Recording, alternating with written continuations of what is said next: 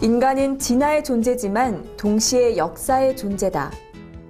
인간은 진화의 속도보다 더 빨리 변할 수 있는 존재이기 때문이다. 진화의 흐름을 추월하는 인간의 힘은 어떻게 가능한 것일까? 어떻게 인간만이 이렇게 창조적일 수 있는가? 저자들이 자신들의 빛나는 책에서 분명하게 보여주었던 것처럼 그것은 우리가 새로움을 향한 본능을 가지고 있기 때문은 아닐까?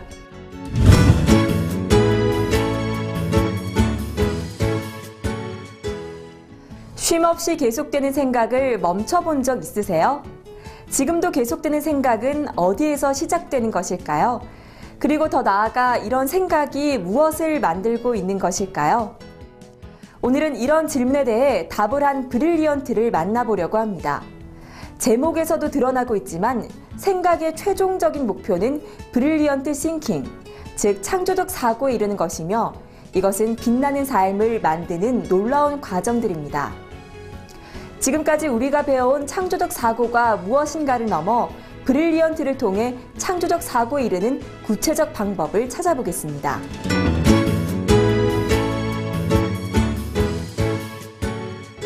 브릴리언트는 총 9장으로 구성되어 있습니다. 그런데 다른 책과는 달리 1장이 시작되기 전에 한 장이 더 있습니다. 0장인데요. 여기서는 창조적 사고의 방법을 배우기 전에 배움과 배움의 자세에 대해 독자들과 토론합니다. 그 첫 번째 주제는 모른다는 것은 부끄러운 것일까입니다. 두 번째 주제는 그 모른다는 것을 말하는 것, 즉 상대방에게 그것에 대해 모른다고 말하는 것은 부끄러운 것인가입니다. 마지막으로 그 모르는 것에 대한 자기 생각을 말하는 것은 부끄러운 일인가에 대해 독자들과 공유합니다. 여러분은 이 질문에 대해 어떻게 대답하시겠습니까? 저자는 모른다는 것은 부끄러운 일이 아니라고 말합니다. 죽을 때까지 배워도 모르는 것이 더 많을 텐데 뭘 좀 모르는 것은 전혀 부끄러운 일이 아니라고 말합니다. 하지만 정작 부끄러운 것은 모르면서도 아는 체 하거나 자신이 모르는 것을 인식했으면서도 알려고 하지 않는 것이라고 합니다. 또한 모른다고 말하는 것은 부끄러운 일이 아니며 이렇게 말해야 그것을 아는 상대방에게 빨리 배울 수 있다고 말합니다. 세 번째 질문에는 자신의 의견을 말하기 전에 아는 것과 모르는 것을 분명하게 나눠 말하고 자신의 의견에 앞서 분석을 말하라고 합니다. 이 모든 것이 당연한 것 같지만 이렇게 행동하는 사람은 찾아보기 어렵다는 사실도 강조합니다. 하지만 창조적이고 성공한 사람들은 이것을 잘 알고 있을 뿐만이 아니라 항상 이렇게 행동한 사람들입니다. 여러분은 어떤 사람인가요?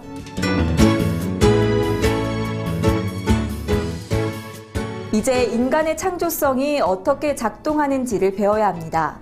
창조성을 가동시키는 4개의 바퀴는 오감, 이성, 감성, 언어와 이미지입니다. 먼저 세계를 인식하는 것은 오감입니다. 그리고 이것을 경험과 학습으로 바꾸어 저장하는 능력은 이성이 담당합니다.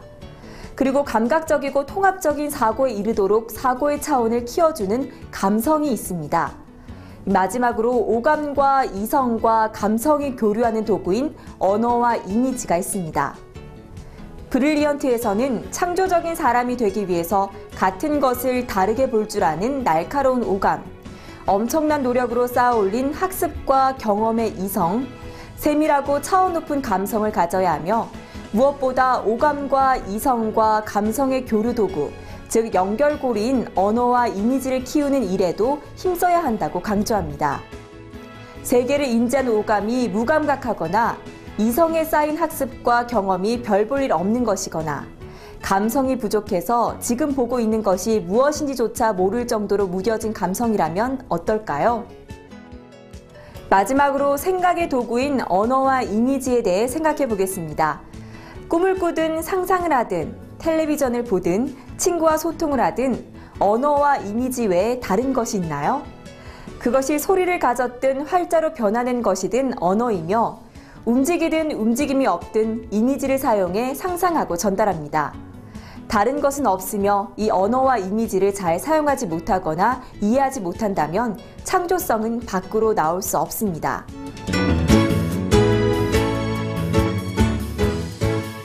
창조성의 구성 요소를 알았다면 본격적으로 창조적이 되는 방법을 배워야 합니다. 그 시작은 본질을 보는 방법에서 시작합니다. 본질은 1차적으로 해석과 관련된 것인데 겉으로 보이는 것이 아닌 숨은 진실을 보는 방법을 알아야 본질을 찾을 수 있습니다. 이런 능력을 키우기 위해서는 다른 눈을 가져야 합니다. 왜냐하면 남들이 보지 못하는 세계에 본질이 숨어 있기 때문입니다. 피카소는 자전거에서 황소의 머리를 보았고 그것은 위대한 작품이 되었습니다. 마르셀 뒤상은 계단을 내려오는 누드를 통해 움직이는 시간의 흐름을 한 장의 캔버스에 담는 방법을 보여주었고 이 그림이 움직임의 본질을 보여준 본보기라고 세상을 향해 말했습니다. 시간이 흘러 움직임을 담은 이 그림은 과학과 결합했고 움직임을 필름에 담는 영화 산업으로 발전했습니다. 그럼 예술과 과학은 같은 것인가 아니면 다른 것인가 하는 의문이 들 것입니다. 브릴리언트는 이 질문에 대해 과학은 개념으로 설명되지만 예술은 미적 형상으로 표현된다고 말합니다. 결국 이 둘은 하나의 뿌리를 가졌고 그 표현의 방법만 차이가 있다는 것입니다. 바꿔 말하면 우리가 말하는 과학과 예술의 뿌리는 하나라는 것입니다. 다빈치는 자신의 학문 세계를 주로 예술로 표현했고 우리가 본 것은 그 표현일 뿐입니다. 뒤샹은 움직임을 미술로 캔버스에 담아냈고 과학으로 만들어진 영화는 움직임을 필름에 담은 것입니다. 이것이 과학과 예술의 뿌리이자 본질입니다. 그런데 왜 사람들은 예술가의 눈으로, 과학자의 눈으로 세계를 보지 못하는 것일까요? 그것은 자기가 지금까지 본 방법으로 세계를 보기 때문이고 그 방법이 오로지 하나이기 때문입니다. 이렇게 닫힌 사고에서 벗어나 본질을 보려면 형상화 능력, 추상화 능력, 패턴을 읽는 능력, 다른 차원으로 그것을 재구조화할 수 있는 능력, 심지어는 그것이 되어보려는 노력도 필요합니다. 그래야만 진실의 문이 열리고 본질을 볼 수 있습니다.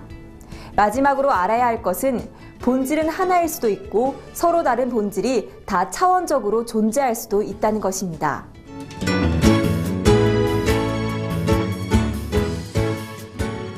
그런데 왜 이런 창조적 자아를 만들어야 하는 걸까요? 그 대답은 색깔입니다. 색깔은 앞에서 배운 많은 것들을 왜 키워나가야 하는가에 대한 해답이 되기도 합니다. 색깔은 나를 드러내는 일이며 나의 존재 이유이고 삶의 가치를 만드는 일입니다. 그 색깔은 왜 나는 창조적으로 살아야 하는가에 대한 해답인 것입니다. 나만의 창조적 색깔, 그런 것을 만든 사람들은 브릴리언트에서 수도 없이 만날 수 있으며 여러분도 그 중에 하나가 될 수 있습니다.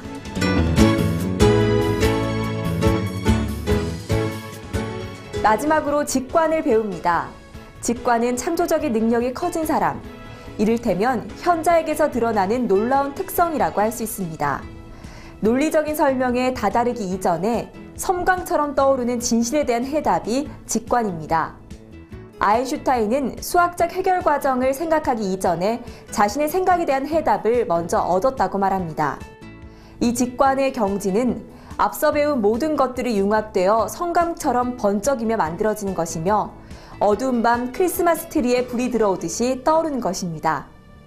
이렇게 직관은 창조성의 모든 조각들이 톱니처럼 맞아 돌아가는 경지에서 발현됩니다.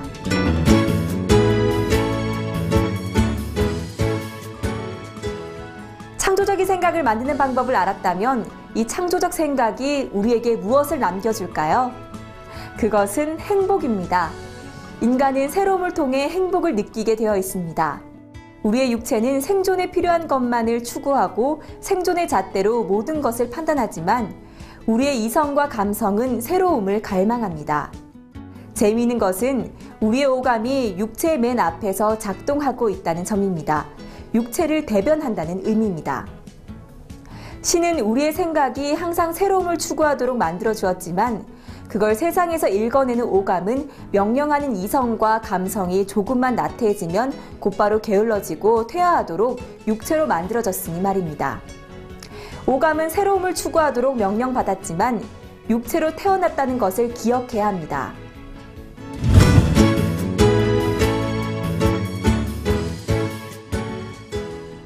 이제 예민한 감각, 예리한 이성, 섬세한 감성을 어떻게 다스리고 만들 수 있는지 아셨을 겁니다. 생각의 빈곤함은 미래의 빈곤함입니다. 빛나는 미래는 오로지 빛나는 생각이 만들어줍니다. 그래서 우리의 생각은 끝도 없이 계속되는 것입니다. 생각이 계속된다는 것은 살아있음을 증명하는 것이며 빛나는 생각을 통해 빛나는 미래를 스스로 만들 수 있다는 증거입니다.